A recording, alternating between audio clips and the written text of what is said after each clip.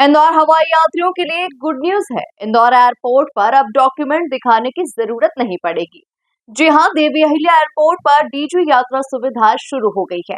केंद्रीय विमानन मंत्री राम मोहन नायडू ने इसका शुभारंभ कर दिया है। अब पैसेंजर्स को लाइन में नहीं लगना पड़ेगा, सिर्फ चेहरा स्कैन होते ही एंट्री मिल जाएगी।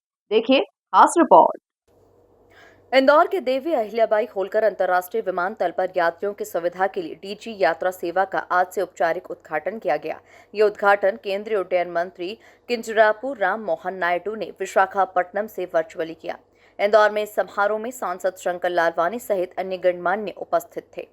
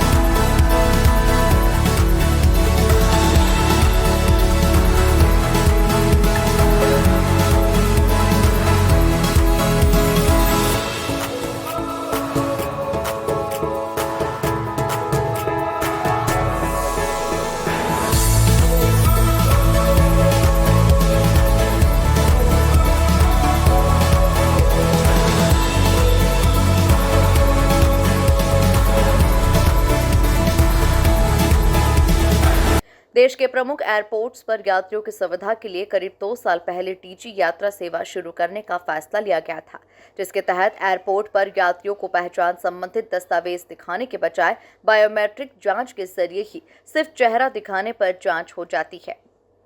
आज उड्डयन मंत्री ने विशाखापट्टनम एयरपोर्ट सहित देश के कुल 9 एयरपोर्ट्स पर इस सेवा की शुरुआत की।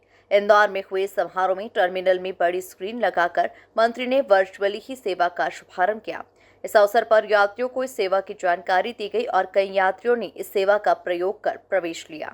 I travel, so I chose to do it from my airport, and all the Airport Authority of India staff and Ministry of Civil Aviation, I thank all of them for putting up a wonderful event today, not only in Visakhapatnam but also across the country, and I'm sure it is going to help, just like how 3 crore people have used DigiYatra till now.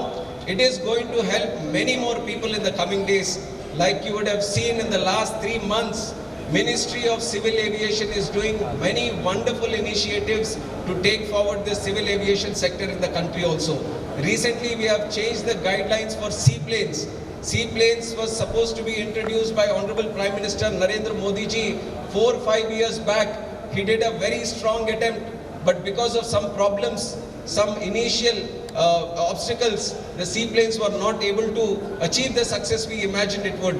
So we went back to the stakeholders, we discussed with them, we changed the guidelines today, and today we are ambitious in achieving a strong seaplane network in the country also. In the month of October or November, we are going to do a demo seaplane route, and that is also going to start from our Prakasham barrage in Vijayawada, and from there we are going to take it to Srisalem, and from there we are going to make it travel across the country. We want to promote seaplane operations today in the country, and also we want to promote helicopter operations also. In a country like Brazil, there is one city, Brasilia. The number of helicopters in Brasilia city is 600. But the number of helicopters in the whole country of India is around 250. So you see how much unimaginable potential we have in helicopter services. So that is why under RCS Udan scheme. नहीं, ये काफ़ी अच्छा है, मतलब आप पहले से सब कुछ ऑलरेडी डाल के लेके आ सकते हैं, एंड देन आपको पहले से मतलब कुछ करने का ज़रूरत नहीं, आप सीधे आइए और आपका फेस स्कैन हो जाएगा और आप एंटर कर सकते हैं. So it's really nice and we are progressing, we can see it from this. Indore airport पर डीजी सेवा का 15 दिन से ट्रायल चल रहा था, जिसके बाद आज से ये सुविधा शुरू हो गई है। Airport director VK. सेठ ने बताया कि एंट्री गेट पर 1 मिनट का समय लगता था, वो समय कम हो गया है। यात्री का कोई डाटा पब्लिक नहीं होता, 24 घंटे के अंदर डाटा डिलीट हो जाएगा। देखिए, आज का दिन इंदौर एयरपोर्ट के लिए बहुत ही ऐतिहासिक दिन है, जब माननीय सिविल एविएशन मिनिस्टर जी के द्वारा यहाँ पर एक इनॉग्रेशन किया गया, जिसमें हमारे माननीय सांसद साहब भी यहाँ थे, शंकर लालवानी साहब, और ये काफ़ी टाइम से इस प्रोजेक्ट को फॉलोअप किया जा रहा था और आज फाइनली इसको ग्रीन सिग्नल दे दिया गया है ट्रायल बेस के बाद। और इससे जैसा कि बताया गया कि जो 15 सेकेंड से 1 मिनट तक का टाइम लगता था एंट्री गेट पर, वो 5 सेकंड तक रिड्यूस हो जाएगा। तो जो टाइम है पैसेंजर्स को पहुंचने के लिए बोर्डिंग गेट तक, वो काफ़ी रिड्यूस हो गया और सीमलेस और हैसल फ्री, यानी आपको कोई अपने क्रेडेंशियल साथ में कैरी नहीं करने। आप एक बार डीजी यात्रा पे अपने को रजिस्टर कीजिए और जो अब टोटल 24 एयरपोर्ट्स हो गए हैं, आपकी यात्रा बहुत ही सुखद होगी और सीमलेस होगी। इसके साथ साथ जो प्राइवेसी का इशू किया जा रहा है, बताया जा रहा है, वो बिल्कुल इसमें सेफ़ है और कोई भी डाटा पब्लिक में शेयर नहीं होता है, आपके मोबाइल ऐप पर ही रहता है और उसके बाद 24 घंटे के अंदर डिलीट भी हो जाता है। सांसद शंकर लालवानी ने पीएम मोदी को धन्यवाद देते हुए कहा कि लंबे समय से डीजी यात्रा की मांग थी, जो अब शुरू हो गई है। इस सुविधा से पैसेंजर की समय की बचत होगी, लाइन से छुटकारा मिलेगा और चेहरा स्कैन होते ही प्रवेश मिल जाएगा।